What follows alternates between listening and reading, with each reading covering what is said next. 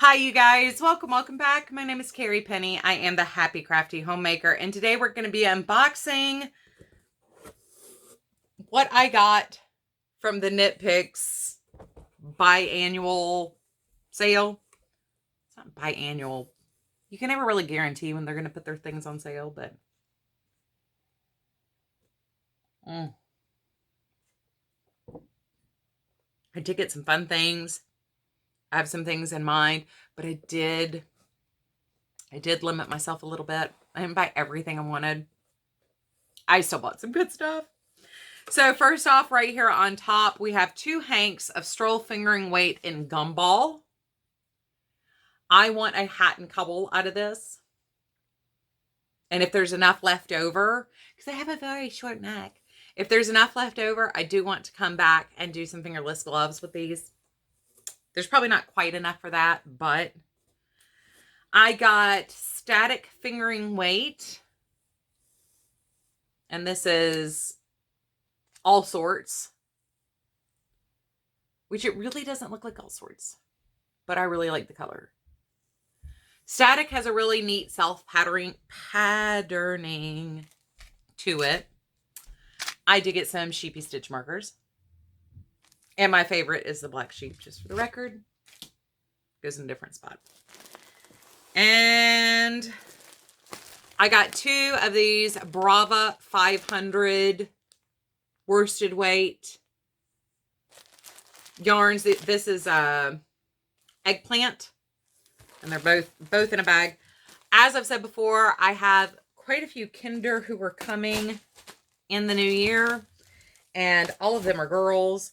And in 2022, I really need to replenish my stack of baby blankets. So I already have lavender, pale blue, dark blue, pink, yellow, mint green. So I thought maybe a dark purple would be kind of nice to mix it up a little bit. Next up, we have static fingering weight in Cameo. And I do, once again, love that. I love pink and gray together. You know, like some people are all about the red, black, and gray, or grello with the gray and the yellow. I love pink and gray. I've said it before, and I'll say it again. I think gray is one of the best neutrals. It doesn't matter if it's pale or charcoal like this one. I love it. Love it. And next up, I did get 4 hanks of the Kotlin Reflections DK weight in Eclipse. The 4th one is here. And this one is 70% cotton, 30% linen. I was thinking about a tank top for the coming year. And I kind of want something a little meshy and loose. The last 2 that I've done have had very dense bodies, and I'm thinking something a little... But that's for the spring. That's tomorrow's projects. Move things out of my way here. And last but not least, I did get some of their locking stitch markers. I think these things are awesome. I can never have enough stitch markers, and the locking ones are my favorites as far as when I'm crocheting. I do like the split ring markers that Lion Brand sells, but those are becoming harder and harder for me to find.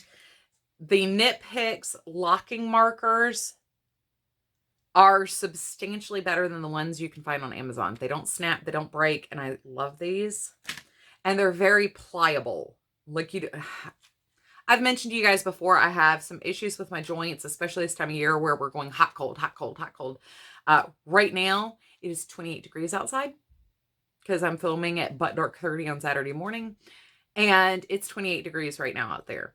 And it's 70% humidity. So it's cold, and it feels cold. It cuts through your clothes like nobody's business out there. And this time of year, when it's like yesterday, it was 70 degrees during the day, and now it's 28 today. When we do these huge differences, it really ties my joints up. So I do have some dexterity issues at certain points of the year. It's substantially better than it used to be. I've done a lot better in the last 2 years at taking care of myself to prevent flare-ups, but There are still bad days. I love these. The plastic is very pliable, and I don't have a problem holding on to the marker itself. And lastly, my favorite knitting stitch markers are always just a classic ring marker with nothing on them, because I am accident prone and tend to knock things around. So I did grab another pack of these. I just got some beautiful handmade ones last year that are US size 4 and under. And these will fit up to, it looks like these will fit up to a, maybe a 10, US size 10. And if I lose them, I really don't mind, because it's like $2 for a package, and it does not actually say how many are in there, but it looks like it's about 50. So that'll last me a while of, oops, I lost it. Oops, I lost it. These I love keeping in my bag at all times. They're just wonderful. And I mean, come on. Come on. They're so cute. I'll use these actually on shawls to mark when I need something visual to really tell me the difference in sections.